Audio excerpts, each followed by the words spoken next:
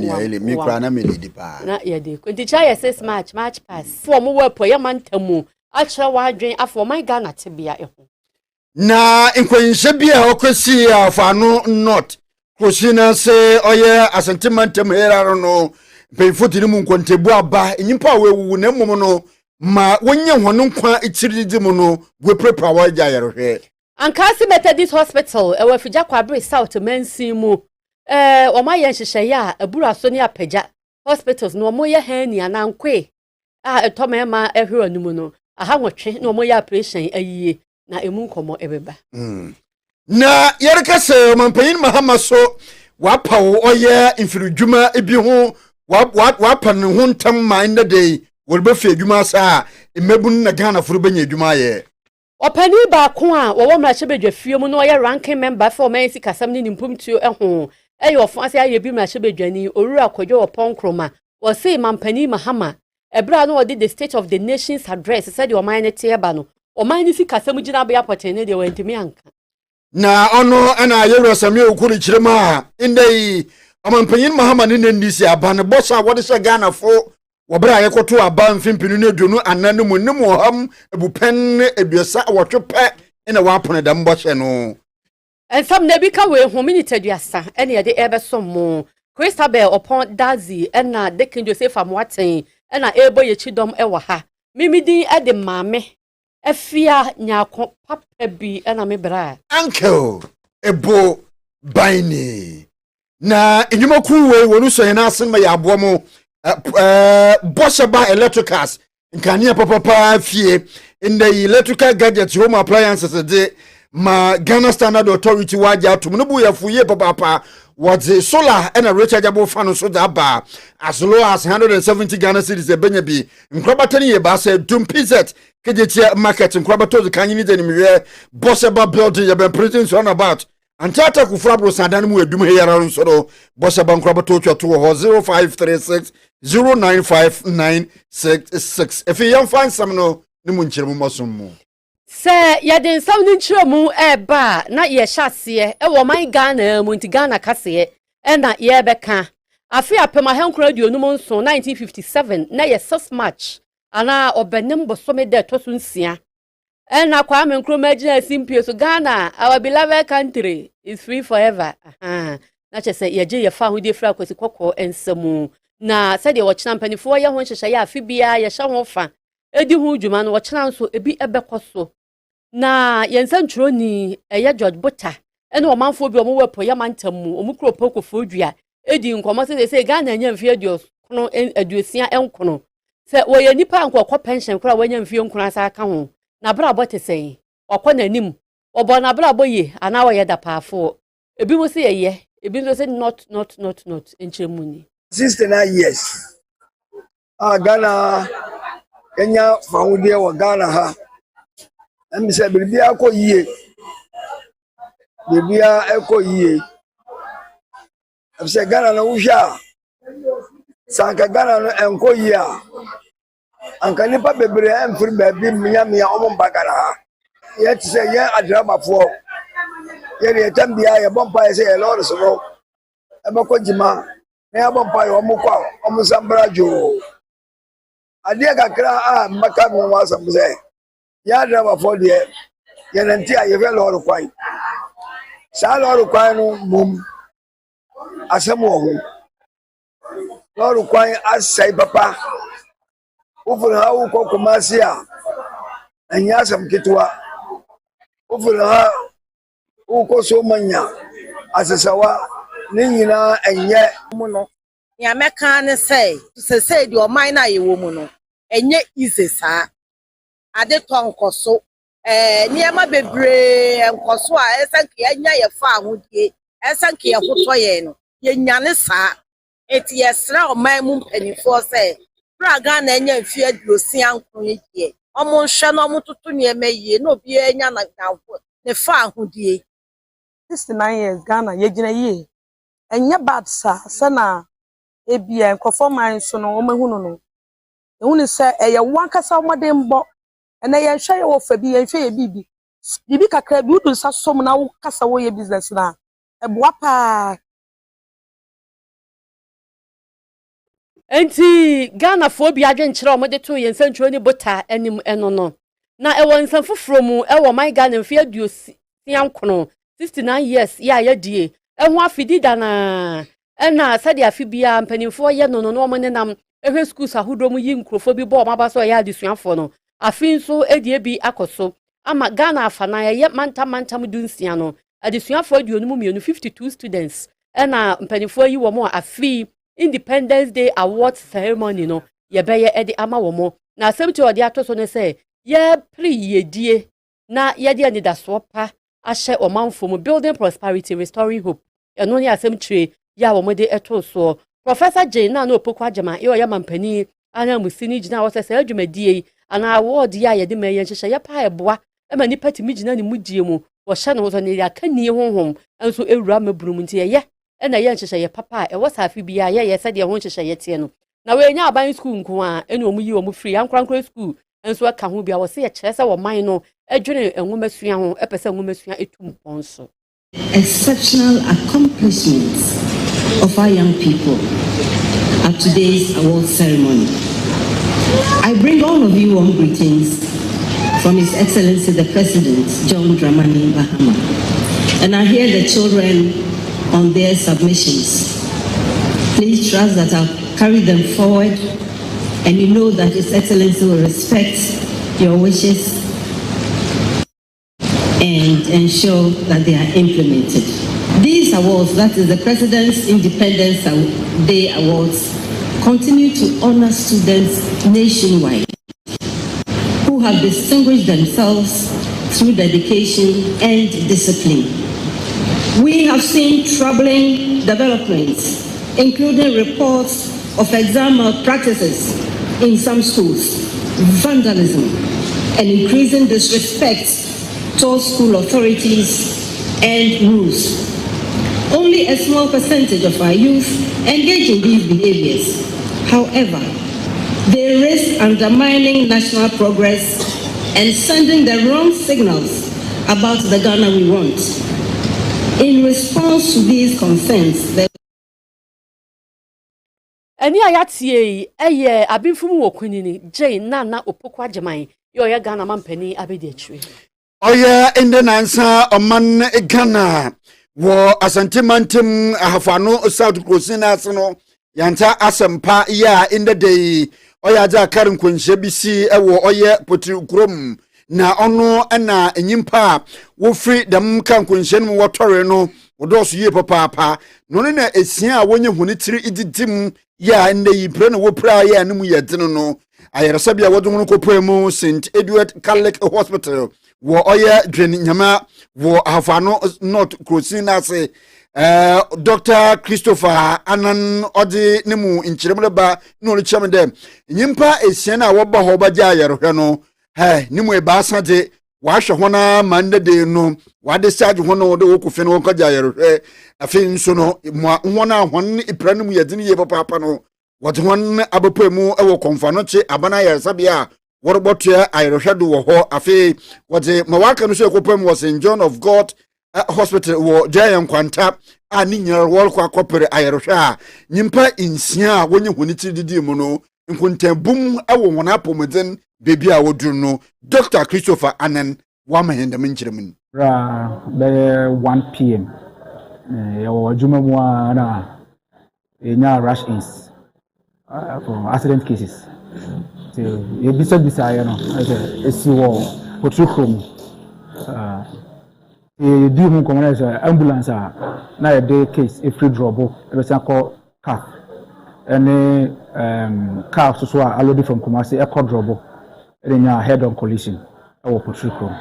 and result in that casualties no it's a multi and I visa and a cost apparently well ni pay ba on the spot in there na 5 na omo I expired that the actually no mienu enso e be kan ho na ma total number of cases na expire na 7 then and what no so 6 e wo ho na omo so aka 3 die mo ko fi and run omo ho eye na ne kokoro mun na opanyin kwaku adu olichirem ekwana akade nkwanhyene si no olichirem da ambulance bi ino kafa da mun nkwanhyene ina be no da mebere no na che da ambulance o de to hospital de pa na che da sarini odema ni ina so no okoye trailer bi overtake na oya Ford Transit trotro wi bi oni kwaku hie ma dem nyimpa dudu na wo wi ma nyimpa sia opepre no c'est la vie ba ena ambulance o che na ben ba ngwen sa di de mu ana se ambulance na den se wo yo ba take asa me na ka no so wo do te la nzu jinzu na ja se wo tu na ja se wo na me wo se wo di bomu so ya se gbanya na ka mu ni party en ka se ka ma ba ko ka be we ni hospital ka be free drobo e be sa ko ko fa no Inti ni nyina ya wosema ando na nsan kwanhia osi ende dwen nyama ahafano no to krosi na se ni munchirem ena ye zabe ya demo ekọ eye efija kwabre south mensimu na nkase Methodist hospital empanifo ya hyehyɛ ya abura so ene apija Methodist hospital ho omoye surgery ya operation no ebi na eno ya nkwe ya he ne etoma ma no tuhwa na so omohwe omo asa wanhwe ni ye ne nyina na abɛyɛ etwo no eno ɛho surgery no omo ye na omo kyerem a enipa makɔ ha nwotwe 800 hernia patients ɛna omo bɛyɛ omo surgery na sa operation no ebie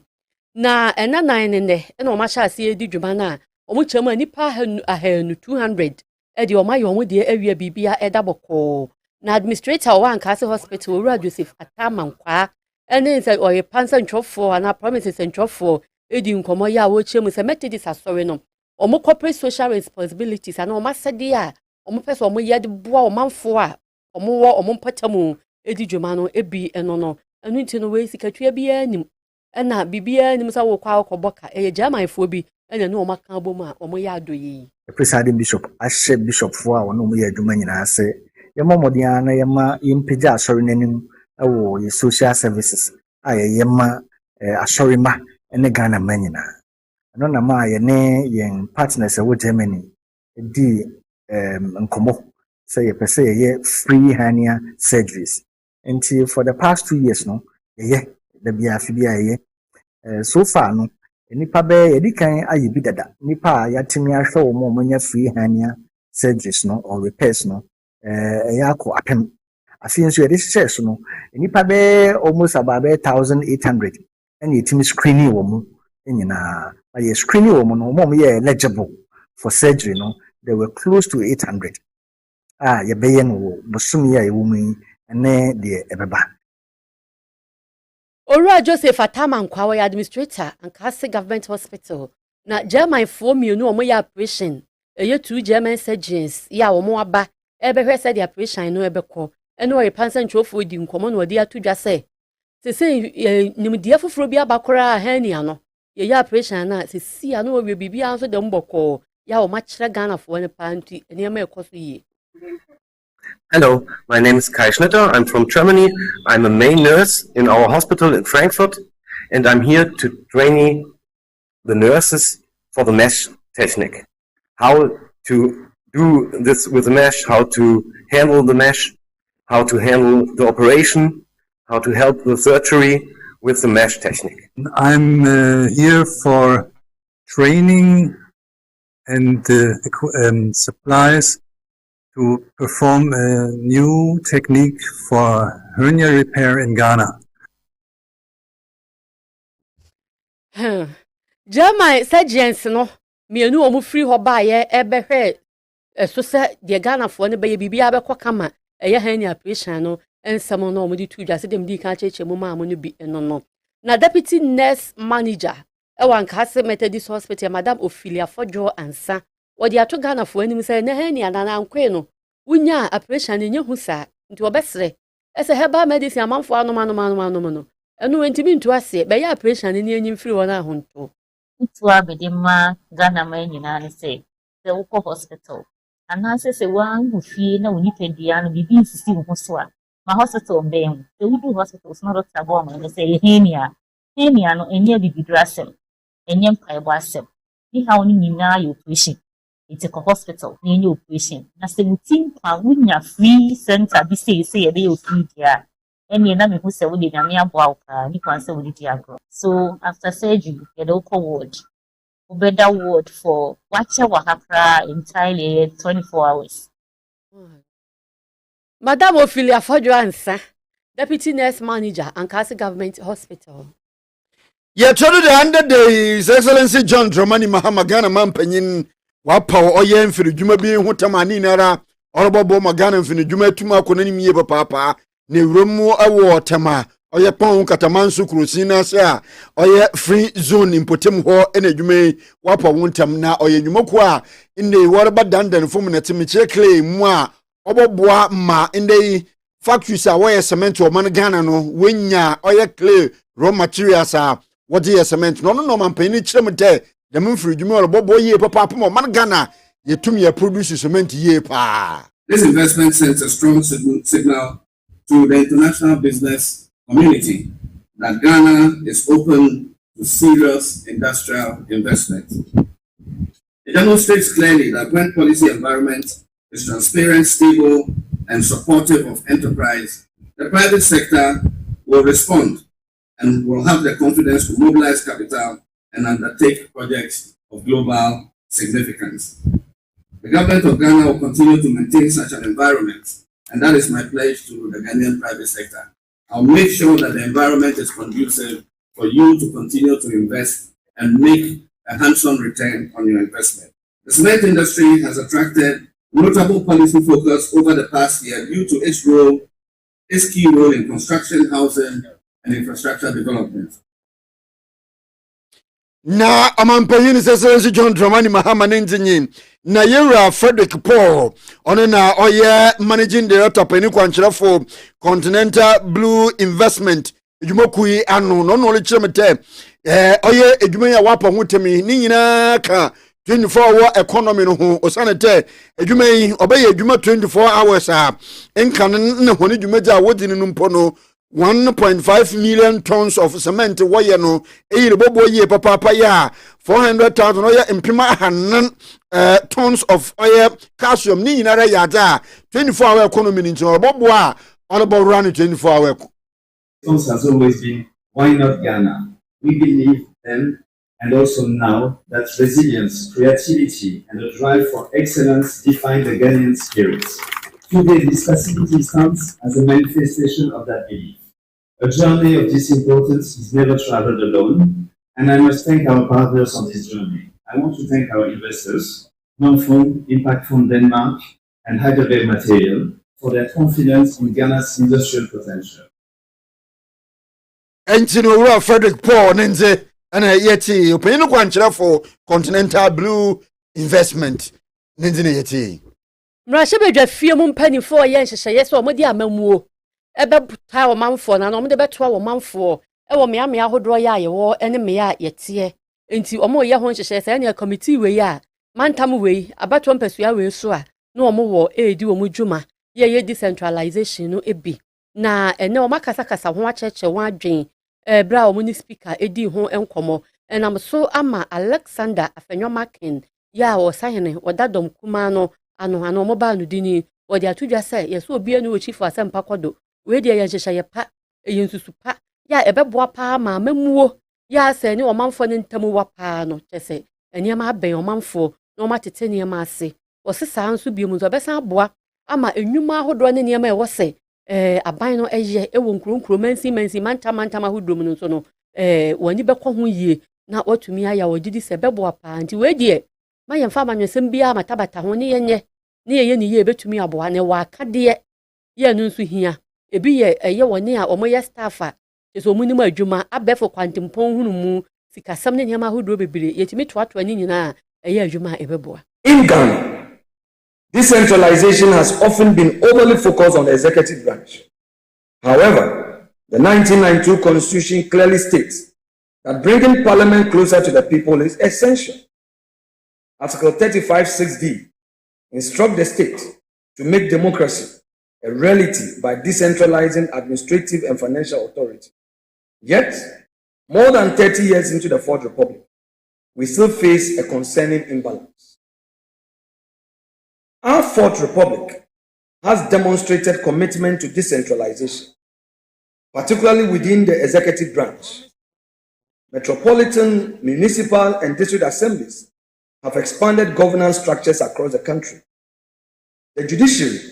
has also improved access to justice through establishment of courts in various parts of our country. However, Parliament remains largely centralized in Accra. When citizen engagement with Parliament occurs primarily through informal channels. Osahene Alexander Fenyoma Ken Honorable Efutu Mrashebedwani no ono wane minority leader. Yeguda yewo mrashe begom nyame adoma adachina ne na wotwe pepepe eno mampanyin mahama kegina mrashe begom oman Ghana tibia yewom demro man mro queen ni hye mampanyin biara de oduda mebro na ofa nkoto Ghana fo anyim wo mrashe begom mampanyin ye ne pepepe ne na chirin ena mrashe begom fo suru obobo hu wo oye mrashe begom numu ho nono ena inde ekurapim north mrashe begom nyewura Samye uku in the day all chirem de ma omampanyin Mahamada no fido begino wo kan no bibia kire de ebo a wode show man Ghana fo Ghana fo ditu mama ho no ne mu ohamu ebupen edusan wotope 28% ene wetu aye na bo a wo share ne yankonkonkro oha na chire oye edu ebien 112 programs ana promises na wo ye no wie no chem na omampanyin krampo kade in the jobs opepekor 1 million jobs in obey yafikuru wetu maye ni nyina samye ukosi dabi nukware biara enyimedam. Mr. Speaker, I took my time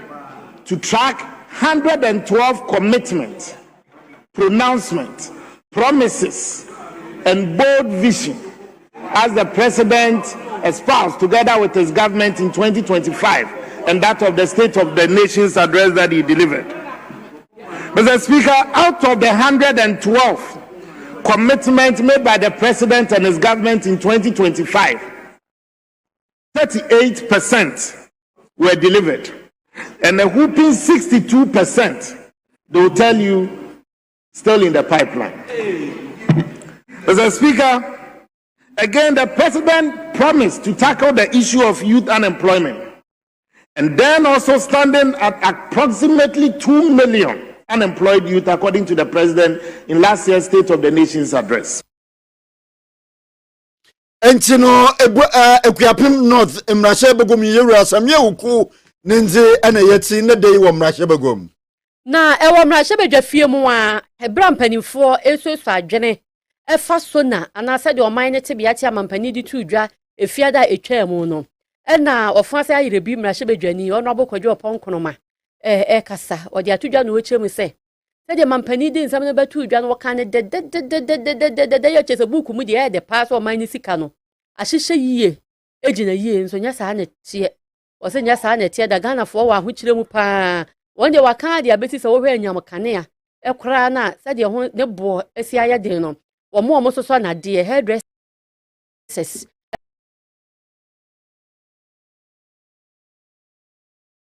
eso madwuma egu na electricity said the body company can say na one can say the chair no potin no man for be break to be better.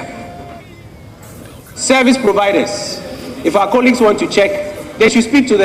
hairdressers, they should speak to the welders, they should speak to those who operate cold stores, they should speak to those who are doing computer coding, and they will tell you that they are worse off because today, among other things, even the cost of electricity is putting them out of business.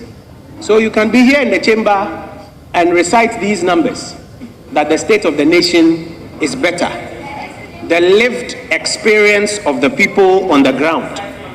is what the majority are looking out for. But Mr. Speaker, as I mentioned, we are not surprised because our colleagues have fixated on some things. For example, one of the things they are fixated on is trying to ace the inflation number.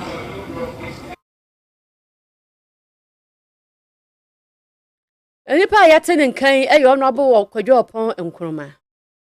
na yemfa kasebo no ngopa mu wo ofenso south ikrosin no emu na eho ana ende nad moderator owura Muhammad Uyafi ena na pamfa wo ho ye adwuma no watese monten ye papa na woze nchekere wozere ma dem robeya atoye ncho de ho ba no no do etum atwa ewo oye krosin no ase ono na wode nsrehwe kopemu ewo oye kokote ofin so Newtown market afi na ngon SHS na afi egwodefo okada riders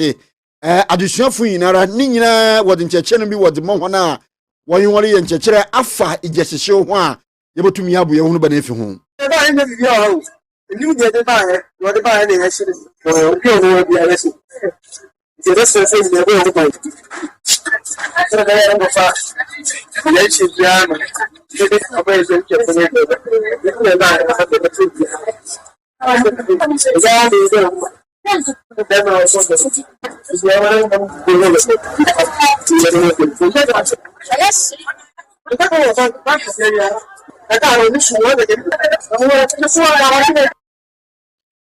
na owie no ana indei senior house master odima oye nangmon SHS ura Frank Amuzu no so otu adusuafo no fo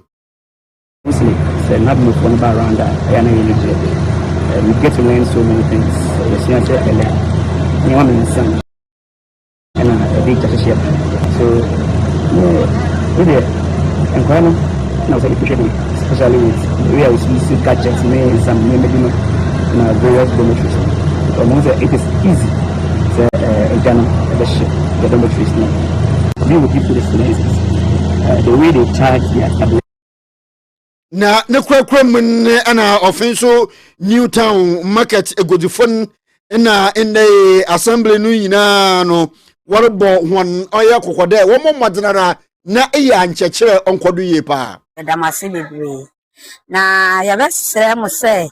mabayi de na to aban say Newtown market freni ema no ye bre bra ye bre nyina ne say ye spirit ni nya tight wa ha enti ama akromfo wia ye niema ne tambia enti ni nyina dambra inde obama ijachiso no ho akofom wo oye ofenso south krosini mu ene mpanyimfo to the man money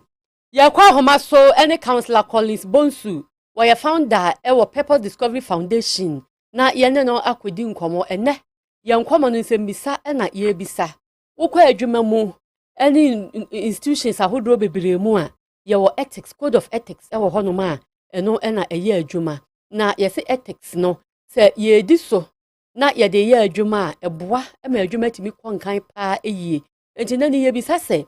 ye ba adwuma mu a work ethics no ebi ne dia na kwan be ne be fa so be boa ma adwuma etimi akonanim na che se ye ka ethics a ensise ye pa na se nsusudie papa wo ya etumi eboa counselor Madwe enti ye ka work ethics a ebi ne dia na edian so na wo ye ne papa ma eboa ma adwuma ekosoro yo me da sama menchia ahefo nya na omomutie o Promise Radio 102.7 once work ethics twi ne beka sa adwuma emra ne nhyehyeye papa adwuma mra ne nhyehyeye papa ye di adwuma ma adwuma tumpon na ethics ejina ho ema nipa se onyame bo nipa no se man is an ethical being and therefore has no option to doing good. Onyame aye nipa se enka woye sonko senka enikwa se woye bone ye oyi bi ese papa na se once o Ghana man in Ghana and our work ethics because etina yame de chair ye 69 years that's yame party once e was say yetimi eme ye nigi na yema Ghana fo nyina money yo na yiko but 69 years na yadwuma mpuntuo ensemo de enwie peye sa na de ntia enwie peye no eye adwuma mra papa ese edidi dwuma ne yemfa ni dwuma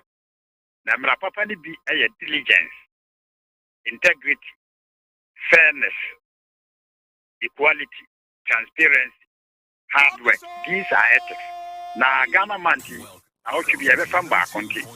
tiawa be fa diligence. Okay, in Proverbs chapter 10 verse 4. What say? Lazy hands make a man poor, but diligent hands bring wealth. Was it aquajifo ensa ema unipa eye hiani. Na wana waye adwumadene eye enya won ho ewo sikamu. When we say someone is diligent or a work ethic, diligence, it means careful and continuing effort to overcome life and organizational challenges, obstacles, in order to achieve your goals. As I say, as a Juma who do I in a lady, and how I day, a Juma moon some doors on the by a castle will be here, Juma year, where you will be at. Wama bibia mu na bem wa adwumanim wama adwumamu haw no emu na bem na emom wodinsi ye eye adwumadene ama adwuma no potaya na ebem ene efe no a diligent person. But empempin ye hu ne say adwumayefo dodo na no enyiya no ne doso wo haw kra na yade na to ano say ohwemwa ne yemfa no yie ma no say yi no wa no the challenge you have been asked to solve, no? You are using the challenge as an excuse. Maybe I know so many. Or how I pass also solve my. In the Ghana at 69,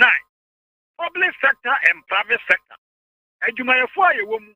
The Pamocho, young to quietly be dear. Young to a man Ghana, you were 100 years. I see young Raya Kabum, Raya cultivating diligent work ethics. Work ethics, it's just say. Adwuma bi a yɛyɛ no yɛnkate kɔnɛs adwuma bi a yɛyɛ no yɛmfa akwadwerɛ nkɔ ho na mmom yɛde adwumadene